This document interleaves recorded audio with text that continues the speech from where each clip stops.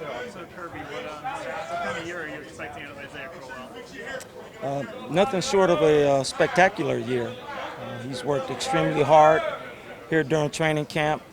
He has all the physical tools, and we think that his work ethic and his attitude about how he approaches his job every day should lead to a really special season for him.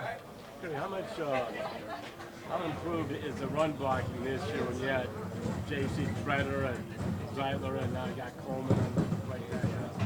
I think you've added two players who are at the top of their positions in the National Football League, and anytime you add that to your offensive line, you've improved. And so we expect it to be quite a bit of jump and improvement this year. Matthew Days has been a player that has really flashed here in camp. He and Duke also, though, kind of seem like similar players. Could you kind of flesh out maybe what's the difference between those two guys and also what you're seeing from Matthew? Well, the first thing that jumps off is the experience factor. Duke's been doing this now going on 3 years, so that's a huge advantage in terms of the execution, the knowing of your assignment, your position, and the adjustments that come along with that. We think Matt's got some similar qualities. He is a three-phase player, as a runner, pass protector, and a pass receiver. So the similarities are there, but the experience is the biggest factor right now. What makes Duke such a special player in terms of his receiving ability?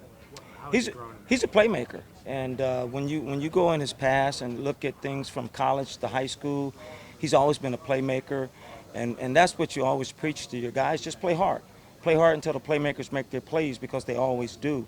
And there's a certain amount of things we expect from Duke each and every Sunday, and so far today he's never been a disappointment. He's always been there to make plays for us. Do you hope to get him more touches this year than he had last season? Well, it's all in the flow of the football game. A lot depends on that, the score, the dynamics of field position. A lot of things play into factor in terms of how many touches each player will receive in a game. But he is one of our better playmakers, and we expect him to touch the football a lot this season. Like in his third year, he flesh out what the experience means. So he's been around for 2 years already. What can he do in his third year that might not have been in his arsenal the first 2 years? We'll expect him to make that jump in terms of understanding defenses better, understanding how to set players in one-on-one, what to expect during game planning, and all of those things improve with experience. And that's what he's bringing back to the table this year. He's done it now 2 times, in addition to being in the same system. Year 2 will dramatically increase his ability to make more plays. Did he talk to you from time to time about his touches being down from his first year to his second year? I don't know. It would seem it could be frustrating to a guy who likes to have the ball. I've never coached a running back who was happy with his touches. They always want more. That's all they ever think about was the last run, the next run, and then when are you going to throw me the ball? So he's no different than anyone else. They all want to touch it as much as they can. You've been coaching a while, and you just kind of mentioned it, but how much can being in the same system for a second year help not just Duke, but any player? Well, you understand your job better. You understand the little nuances that come along with it, the adjustments, how do you change, what the adjustments are, what to expect. And I think all players make the biggest adjustment in their second year.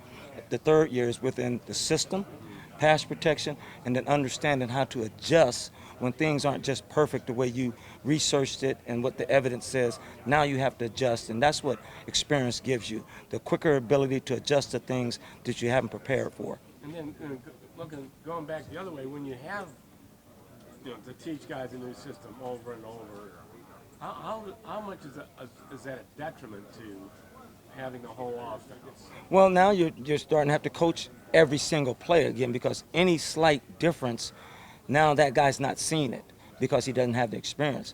So you're kind of behind when you have a young guy that's playing a lot because he's not seen as much.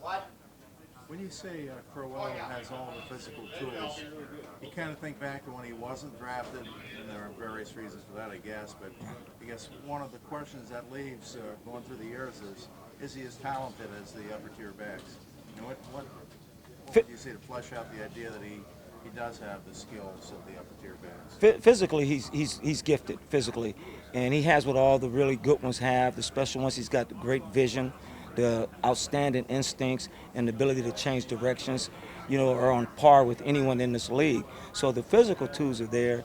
The work ethic arrived last year, and this year he's just taking it to another level because he's hungry. And when someone's hungry and they want something so bad, that's what you see. You see a guy that plays desperate because they want something so bad. Does that translate into 5 yards of carry in your? I mean, last year I think it was 4.9, was skewed a little bit by the 185-yard run. But is he a 5-yard carry back? Well, all those things, it's all relative because a guy can get a first down on 2nd and 2 and get 3 yards, and he keeps doing that, and he's got a 3-yard average. And one guy can come in, run the wrong way, and bust a 20-yarder, and it'll appear that he's got the great average and he's doing everything right. But the guy went the wrong way once. The second time he didn't hit the right hole, but he still got a 10-plus yard average.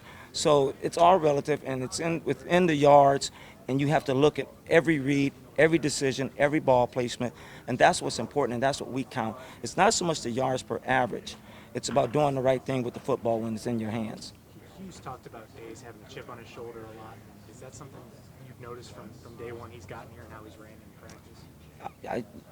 I just think he's an angry guy. I mean, that's his mentality, that's his makeup. And when I first met him in Mobile at the Senior Bowl, he was angry. I mean, it's hard to make that guy smile, but I think that plays right into his ability.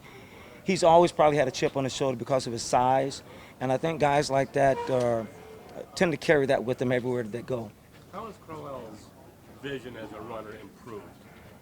It's about understanding the defense, of where each player is going to fit on their run responsibilities, and that comes with studying the game, studying defense, of watching tape, and acquiring more knowledge as you watch about a certain defense. So I think he's improved in that area, and every year you can get better at that as a runner.